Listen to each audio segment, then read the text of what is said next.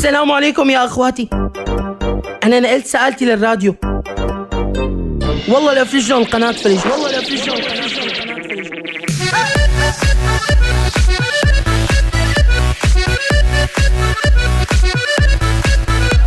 تابعونا كل سبت الساعة 6 المساء على هوا راديو فن 89.0 ببرنامجنا الجديد لا تزركني مع الحميش. راديو فن.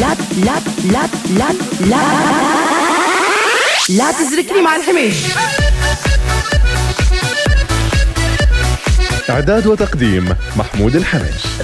راديو فن. السلام عليكم يا أخواتي. بالحلقة الأولى من لا تزركني مع الحميش إن شاء الله تكون حلوة التجربة الجديدة وكتير رح نضحك أنا وياكم. شو الكتالوج؟ شو في ما في؟ من أول حلقة الجاي بصير فيكم تتواصلوا معنا عبر تليفون البرنامج على 1061.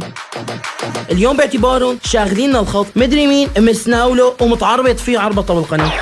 برنامجنا رح يكون مثل الحلقات اللي بساويها أنا، وبدنا نفتح مواضيع حساسة وبلس 18 ونفلج لخاتي. ذكريات وأيام جميلة وحكايات ولا ألف ليلة. اليوم حلقتنا عن ذكريات الشعب السوري العظيم. بدنا نفتح كل شيء على سرداتنا القدماء الثمانينات والتسعينات، ورح نبلش. بتتذكروا دبو سمينه والله يعينه لابس شحاطه على يمينه؟ انا هي التقفيله من كتر شو قايله لاولاد بصغري، هيك الله سوى فيني السبعه وصوفه بس كبرت. لك بتتذكروا تنكة النيدو لما تخلص نقوم ناخذها لعند الحداد انه اللي حملنا اياها بدنا نساويها مطموره؟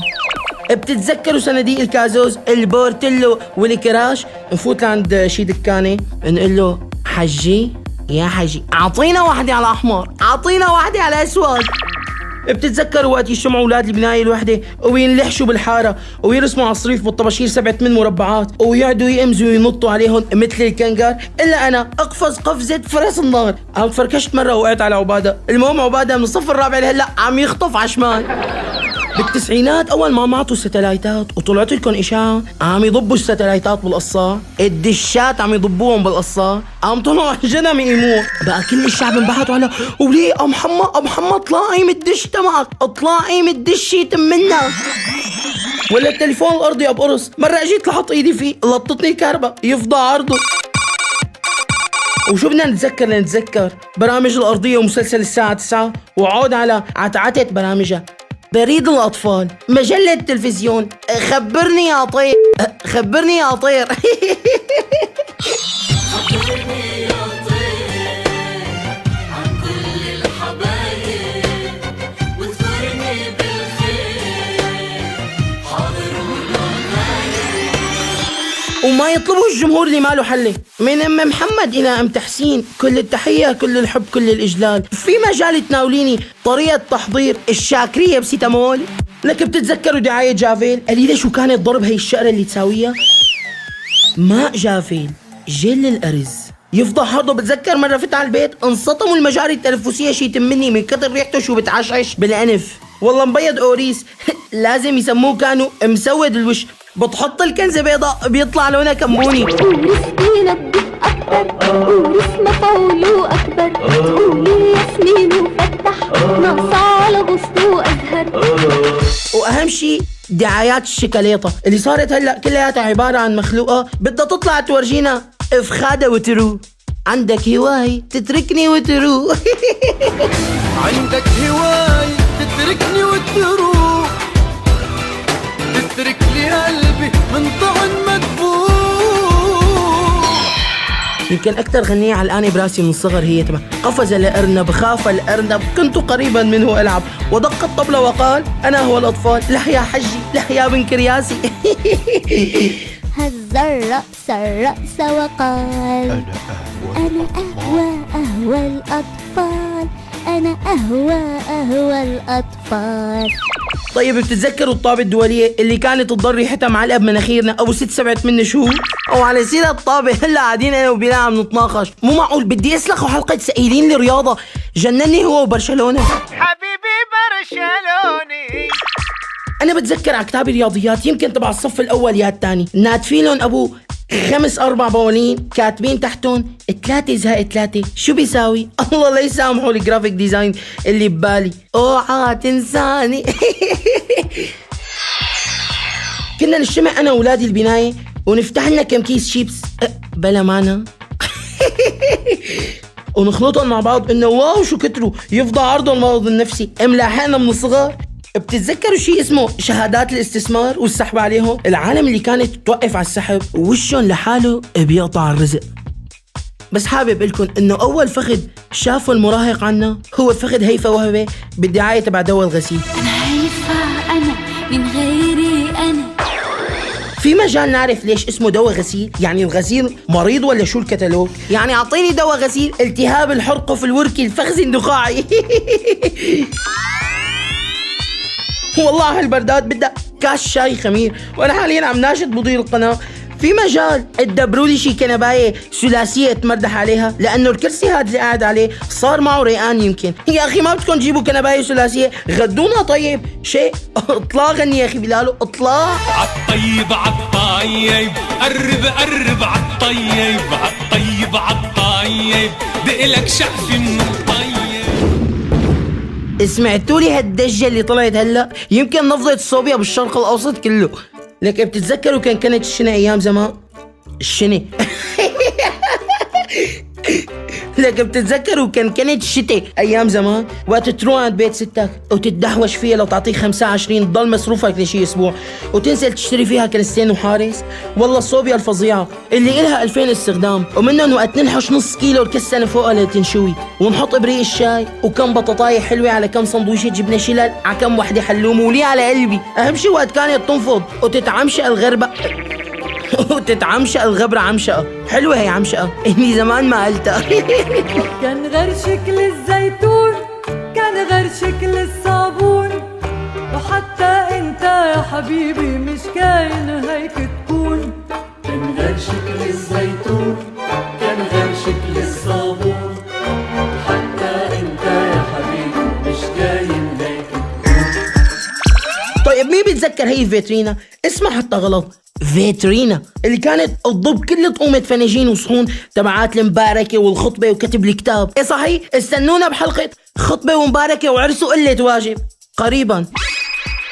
حزيتوا لي السسبنس بلبن قريبا قال. وان شاء الله يفضى عرضهم على افلام الكرتون اللي كانوا يوجونا اياها. يعني انا لهلا مالي عرفان اذا خرج مثلا النمر المقنع ياخذوه يعطوه دور البطوله بصرخه روح الجزء السابع. يسموه النمر المقنع المكجمش. حلبة المصارعة والتقى الأبطال فيها زوايا 4 مشدودة الحبال. او مثلا طرزان يعطوه دور اخو البطله اللي بيروحوا له كل الممثلين وبيغتصبوه فكريا. ما فيها شيء اصلا. هو اسمعوا لي هي اوريدي مقيدز. ولا الكابتن ماجد حشات الذكر مرة سلخ شوطة بال97 فتحت على سبيستون بال2000 لقيته لسه ما حط جول. ايش بكو؟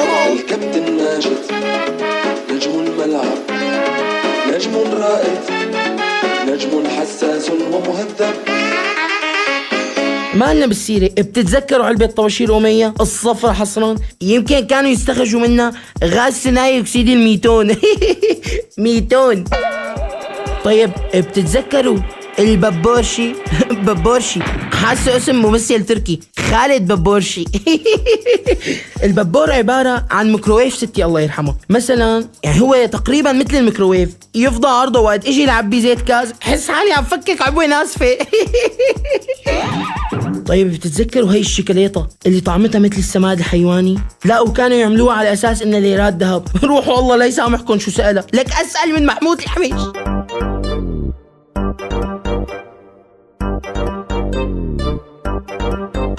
طيب تتذكروا وقت كانت تمرشي هونداي او شي سوزوكي من الحاره ونتعربش عليها ويبلش الزلمه ينضغط ويعصب والا بده ينزل يورجينا كيف فرس النهر بيتكاسر؟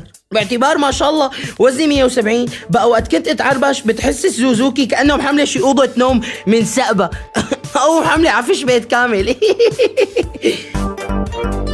طيب تتذكروا شي طلع قاسيون الساعة 3 بالليل؟ هو نحن بنطلع وقت اخته كانت ترجع. ونفتفوا النابت ومرأة وننزل بعدها على الميدان نخلع عنا زبديتين فتة بسمنة مع الحباشات تبعها مخلل وما مخلل، وعلى ناولني صحن مسبحة جديدة بكاسة صلح لي بكاسة. وبعدين ننزل على الإمارية نسناولنا كم كروسانة على شوربة عدس مثلا. أنا من كتر شو بردان هاي اللحظة يمكن أنعق حالي بشوربة فضل مثلا، ولا الخبز الصاج اللي بالمهاجرين. طيب بتتذكروا سيران يوم الجمعة وسردات يوم الجمعة تبعنا؟ كان في قانون محدد انه اذا طلعتوا طريق مطار ما في عين الفيجة، واذا طلعتوا عين الفيجة ما في طريق مطار. الله يرحم ايام ابو وحيد الاصلي، وقت كنا نفتح عنده مشاوي وسير وكل شيء، ويطلع 1500 لا ونستغليه. واهم شيء وقت نزتها البطيخة بالبحرة نخليها تبرد، ولازم يكون في حدا معه موس كباس 7 طقات من الكيكية مشان يذبح البطيخة. ولما يكون السيران اهلية بمحلية عود على طلبات. يا محمود اطلع اسناول لي المنقل من عسيفة. محمود مطع باب سريجة جيب لنا سحارة بندورة. طيب تتذكروا هذا العرض شي؟ باكيت حمرة طويلة زائد خط قريبة ب30 ليرة بس. يفضى عرضهم شو سندويشة فلافل كانوا مفكرينه الخط. كنت بتفوت لعند قريبة بتقلن بدي خطين قريبة بلدي بالزكاة عيونك. وقت درجة الموبايلات أول الألفينات كان في نسبة من الكراهة والسآلة مو طبيعية، تبع يعدوا يعلموا لك كل اللي معهم رقمك قبل ما تنام، وتاني يوم الصبح بس في ترد التعليمة انت ولي ما أسألها اطلع غنية بلال لقيت نفسي. تعلم لي إلا بترد علي إلا تعلم لي إلا بترد علي إلا ريته يسلم لي هالصوت ما يفرقنا غير الموت. واهم شيء شو كنا نسمي اسماء الموبايلات، لك هدول صاحبين محلات الموبايلات ما عاد حملهم عقلهم وقتها. وترى شو هن هدول الاسماء؟ القرش، الباندا، قاهر الدمعة، الغسالة، الهمر، المقرفص على وجوه الحاقدين. هاد ملك جمال سوريا يمكن. لا واكره شي فينا سآلات البلوتوث والاسماء اللي كنا نسميها لحالنا. عاشق الفتاة السمراء، الضفدع كامل، التطبيق هوايتي ورقمك غايتي، لا تسأليني طبقيني فورا. انا ما جلطني وقتها غير اللي بيسموا موبايل جوال خلاوي. الخلاوي اسماعيل. مدري هداك الخداوي اسماعيل.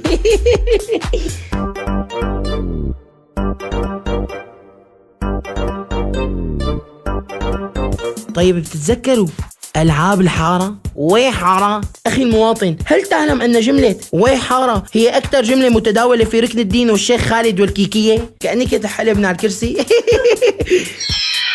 من أهم الشغلات اللي عملتها بحياتي غير إنه عملت ستاند اب كوميدي هو إني كنت المنظم الوحيد والفعلي لجميع دوريات الدحل ودوري الطبة واليوغي وسيد مين نقف دحل على بعد 6 امتار. أخصائي قفز بالزانة من فوق الخزانة. سيد مين دندل حاله بسلة خضرة من الطابق السابع للأرضي. هاد وقت كنا نجتمع أنا وشباب الحارة ويكونوا شاتينا هالتيش فاتينا في التيش. ففي مرة دبت علينا الشرطة فجأة، أولاد النوار رفقاتي كلياتهم هربوا من كتر شو ركضوا بسرعة. حسيتهم فايتين بسباق 400 متر حواجز، ومع أني أخذت وضعية الملكان وعملت حالي مصطيجة ومجنون التبشت براسي السيرة كلها. ومن أحلى ألعاب الولدنة دق انترفونات البناية والضحكة اللي بعدها. لا ومن أسأل الشغلات السؤال اللي كانوا يسألونا إياه، السؤال الذي حير الأجيال. تيجي لعندك الأنسة تبع الابتدائي يلي بتكون بتشبه المغسلة تبع تربة الدحداح وتقول لها ابني انت شو هوايتك؟ بتقوم انت بتقول لها أنسة السباحة والرماية وركوب الخيل وجمع الطوابع والمطالعة، مع اني بعمري ما طالعت شي. هي الكشة كلياته. ونحن بالاصل شو كانت طفولتنا؟ الجمع تنكات السردين الفاضية وربطهم بخيط حرير على حيط خليل قول 10 مرات. ومثل ما قلت لكم قبل شوي على دوري الدحل كمان كان في دوري طبي، بس هذا عملته عالمي يعني على مستوى الكباس وضواحيه والازاز. بزمانات وقت ساويت لهم اياه اخذ من كل واحد 5 على الماشي هيك لحتى دفعت قسط الجامعة بالسنة الأولى. بعدين لك مبلش أنا ورماية، لك أنت ما بتعرف ترمي غير بالبمبكشن الخردة اللي كنا نشتريها يوم الوقفة، وغالبا تقلع له عينه لابن خالتك بشي خردقة. وأنو ركوب خيل كنت تتعربش على الفيقة في الباحة هي رسمالها، وانشقت حالها تروح تلعب بالرملات بالفحامة. طيب اسمعوا لي هي، بتتذكروا وقت كنا نمشي بالشارع نشوف بنات عاديين مو علب بوتوكس وموتوكس، لا واللي سالخت لي حواجبها تاتو حشات ذكر من كتر شو بيكونوا عراض بتحسن مو حواجب بتفكرون اوتستراد العدوي. اصلا شو بيكون مثل حواجب قوم عند قوم سوالف. انتو ان شاء الله رح نسناولكم بحلقة نلعب فيها الاخاتي شي منكم.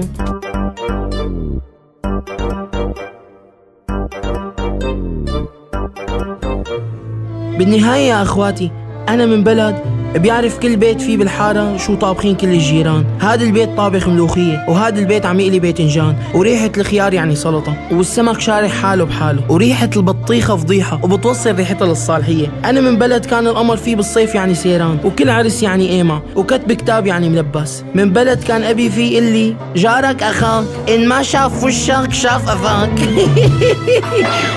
من بلد لما بدق الباب فيه بنتحذر بين بعضنا وبنقول يا ترى مين اجانا. من بلد الاساور الرفيعه والمبرومه والحيه. من بلد كاسات الليمون الجامد من عند قبله اي ملك الحمضيات. من بلد مشوار سوق الحميديه يعني الجامع الاموي واطيب محلايه من هنيك. من بلد كل شي بيصير فيه كان بيستاهل يكون شي خبريه. ولدت القطه، فتحت الفله، نزلت العوجه، فتح زهر الغوطه، تعبى برده. بلد حتى حبال الغسيل فيه بتحكي قصص وبتقض سيار. من بلد بكل أرض ديار فيه بحرة ونافورة وفلة ودالية وكبادة ونارنجة وياسمينة. يا رب تفرج من على هالبلد، يا رب تفرج من على هالبلد. هالكم سنين شو تغيرت فينا الدنيا، كبرنا عمر ضقنا القهر، مثل الشجر منموت ما مننحني، ويمر بي طيفها وتسكن الأحلام، جميلة أحبها واسمها شآم. ويمر بي طيفها وتسكن الأحلام، جميلة أحبها واسمها شآم.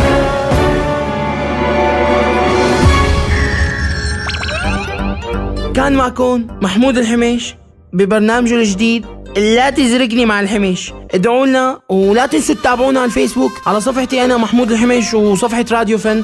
وكل الشكر للدي جي بلال، سيد مين منتج قطع وصل، سيد البرودكشن كله. واعتبارا من الحلقة الجاي بتكون سكرت هي المحورة على الخط وبنفتها تليفونات. السلام عليكم. السلام عليكم يا اخواتي. انا نقلت سألتي للراديو، والله لا فلجنا القناة فلج، والله لا فلجنا القناة فلج.